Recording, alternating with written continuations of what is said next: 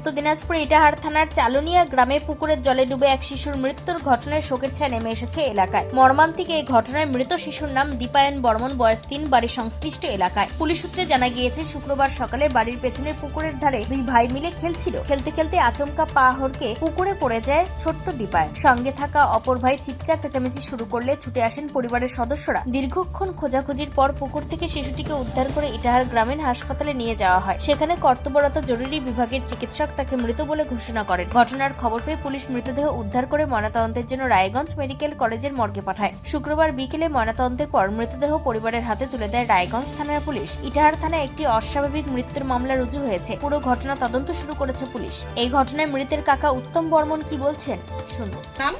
উত্তম বর্মন। যে মারা গেছে কে হবে আপনার? রাস্তা বয়স কত? 3 বছর। বাড়ি কোথায়? চালনিয়া।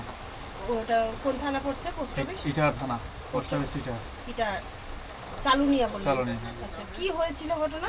ওই খেলতে গিয়েছিল, বাড়ির পিছনে একটা পুকুর আছে, ওখানে যায় পড়ে গেছিল, পড়ে যায় এই দুর্ঘটনা। আচ্ছা, তো মানে বাড়ির সঙ্গেই লাগোয়া? হ্যাঁ, লাগোয়া, বাড়ির পিছনে। একাই ছিল না, আর একটা ছিল, আমার ছেলে ছিল, আচ্ছা, খেলছিল একসাথে। কেউ দেখতে পায়নি না, নাকি? কেউ দেখতে পায়নি। ওনার মায়ের নাম কি? সাধনা বর্মন। সাধনা বাবু। একটাই বাচ্চা? 3টা। বাচ্চাটার নাম? বাচ্চাটার নাম হচ্ছে দীপ। দীপ। দীপায়ন দীপায়ন কি? বর্মন। দীপায়ন বর্মন।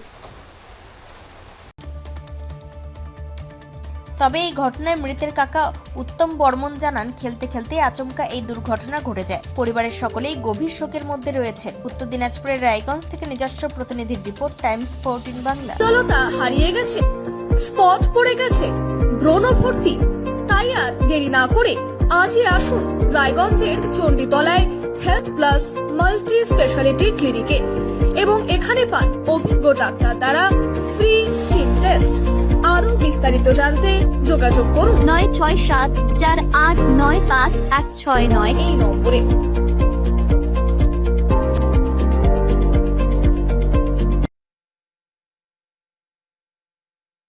আজ তোমার বিয়ে সাজলো নতুন সাজে,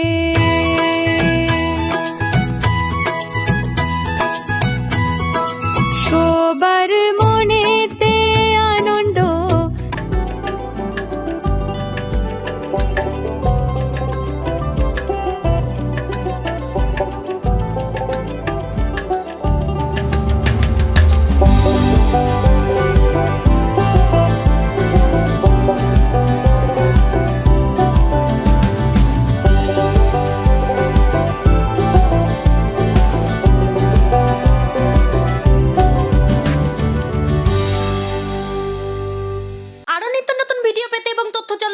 ফেসবুক পেজকে লাইক ও ফলো করে রাখুন। সেই সঙ্গে টাইমস 14 বাংলার ইউটিউব চ্যানেলকে সাবস্ক্রাইব করতে ভুলবেন না।